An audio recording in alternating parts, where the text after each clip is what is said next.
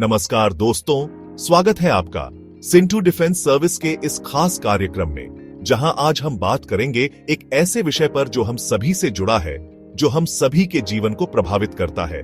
भारत का केंद्रीय budget 2025 to 26। हर साल की तरह इस साल भी सरकार ने देश के विकास के लिए अनेक महत्वपूर्ण घोषणाएं की है। लेकिन क्या आप जानते हैं कि ये घोषणाएं आपके लिए क्या मायने रखती हैं?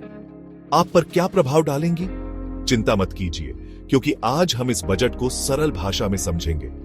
आइए 20 महत्वपूर्ण प्रश्नों के उत्तर के माध्यम से इस बजट को समझते हैं और जानते हैं कि यह बजट आपके लिए क्या लेकर आया है। तो दोस्तों, पहला सवाल जो शायद आपके मन में भी होगा, वो ये कि आखिर इस बार सरकार ने कितना खर्च करने का फैसला किया है। जी हां, मैं बात कर रहा हूं बजट 2025 टू 26 में कुल व्यय की। और दोस्तों, ये रकम है 50.65 लाख करोड़ रुपए। जी हां, आपने सही सुना। ये पिछले वर्ष की तुलना में 7.4% अधिक है, जिससे साफ है कि सरकार देश के विकास को गति देने के लिए प्रतिबद्ध है। अब दोस्तों, खर्चा तो बताया, लेकिन सवाल यह भी उठता है कि यह पैसा आएगा कहां से। तो दोस्तों, उधारी को छोड़कर सरकार की कुल प्राप्तियां 34.96 लाख करोड़ रुपए रहने की संभावना है। यह राशि विभिन्न स्रोतों से जुटाई जाएगी, जैसे कि टैक्स, गैर कर राजस्व और विनिवेश।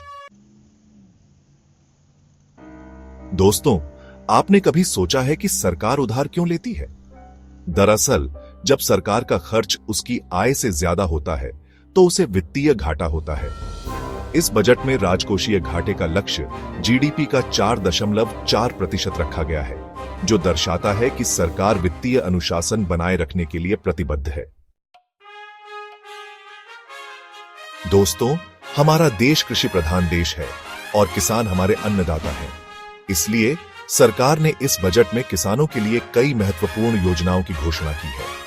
इनमें शामिल हैं प्रधानमंत्री धन धान्य कृषि योजना, दलहन आत्मनिर्भरता मिशन, कपास उत्पादकता मिशन और राष्ट्रीय उच्च पैदावार बीज मिशन। दोस्तों, आज के दौर में गिग इकोनॉमी का महत्व बढ़ता जा रहा है। लाखों लोग कैब ड्राइवर, डिलीवरी पार्टनर और अन्य गिग वर्क में लगे हुए हैं। इस बजट में सरकार ने इन श्रमिकों के लिए स्वास्थ्य और कल्याण योजनाओं तक पहुंच बढ़ाने की पहल की है। दोस्तों, सरकार देश में विदेशी निवेश को आकर्षित करने के लिए लगातार प्रयास कर रही है। इस बजट में बीमा क्षेत्र में एफडीआई सीमा को बढ़ाकर 100% कर दिया गया है, जिससे इस क्षेत्र में विदेशी निवेश को बढ़ावा मिलेगा और रोजगार के नए अवसर पैदा होंगे। चैप्टर 7। दोस्तों, ऊर्जा के क्षेत्र में आत्मनिर्भर बनना आज समय की मांग है। इसी सोच के साथ बजट में न्यूक्लियर एनर्जी मिशन के तहत 100 गीगावाट परमाणु ऊर्जा उत्पादन करने का लक्ष्य रखा गया है। यह कदम ऊर्जा सुरक्षा सुनिश्चित करने और जलवायु परिवर्तन से निपटने में मददगार साबित होगा।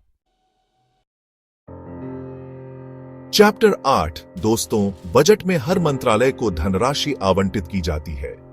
इस बार रक्षा मंत्रालय को सबसे अधिक 6.81 लाख करोड़ रुपए का बजट आवंटन किया गया है। इसके अलावा ग्रामीण विकास मंत्रालय को 1.90 लाख करोड़ रुपए और सड़क परिवहन और राजमार्ग मंत्रालय को 2.87 लाख करोड़ रुपए अलॉटेड किए गए हैं। चैप्टर 9। दोस्तों, आप में से बहुत से लोग टैक्स देते होंगे। इस बार मध्यवर्गीय करदाताओं को राहत देते हुए 24 लाख रुपए से अधिक की आय पर 30% की कर दर लागू की गई है।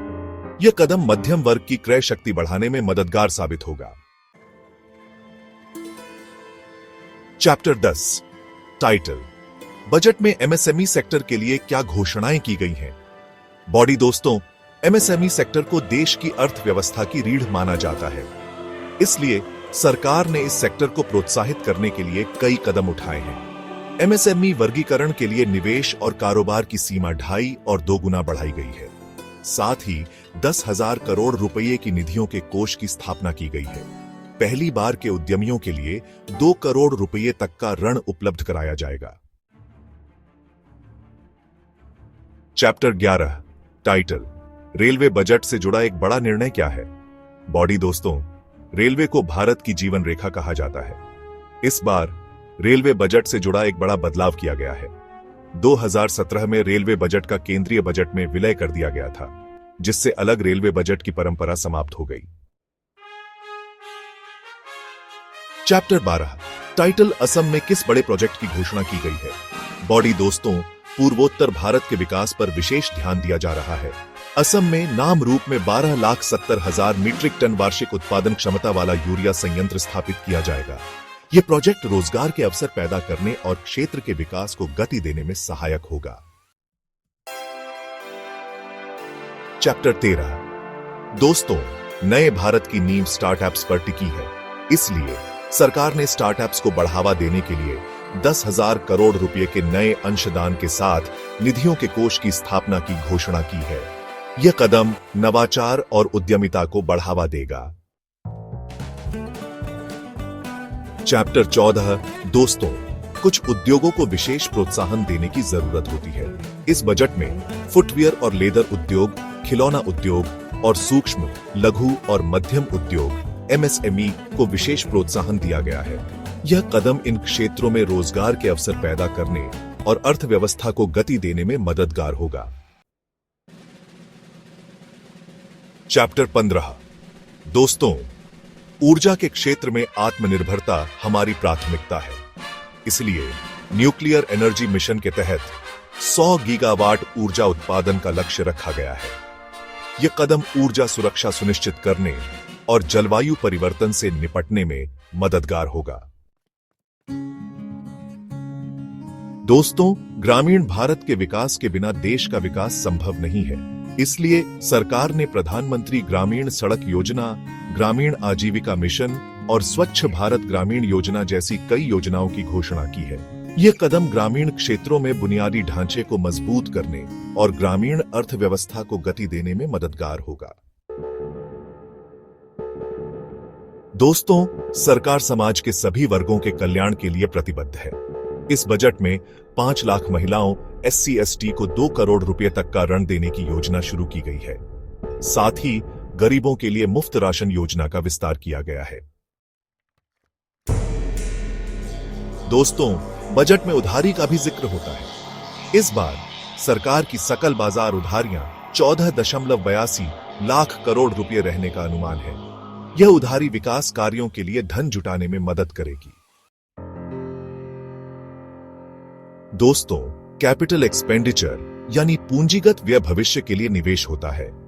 इस बजट में कैपिटल एक्सपेंडिचर 11.21 लाख करोड़ रुपए GDP का 3.1% रहेगा। यह निवेश बुनियादी ढांचे को मजबूत करने और आर्थिक विकास को गति देने में मदद करेगा। दोस्तों, विज्ञान और तकनीक के क्षेत्र में प्रगति के बिना विकास अधूरा है। इसलिए सरकार ने अंतरिक्ष अनुसंधान में नया निवेश करने का फैसला किया है। साथ ही विज्ञान और प्रौद्योगिकी मंत्रालय को 38,000 करोड़ रुपए आवंटित किए गए हैं। तो दोस्तों, ये था भारत का केंद्रीय बजट 2025-26। इस प्रकार बजट 2025-26 का मुख्य उद्देश्य अर्थव्यवस्था को मजबूत करना, कृषि और उद्योग को बढ़ावा देना, मध्यम वर्ग को कर राहत देना और बुनियादी ढांचे का विस्तार करना है। साथ ही सरकार ने MSME, स्टार्टअप, महिलाओं और गरीबों के लिए नई योजनाओं की भी घोषणा की है। यह बजट देश के सर्वांगीण विकास का मार्ग प्रशस्त करेगा और एक नए, समृद्ध और सशक्त भारत के निर्माण की दिशा में एक महत्वपूर्ण कदम साबित होगा। आपको यह जानकारी उपयोगी लगी हो तो बताइए। कमेंट बॉक्स में अपनी राय जरूर दें। धन्यवाद।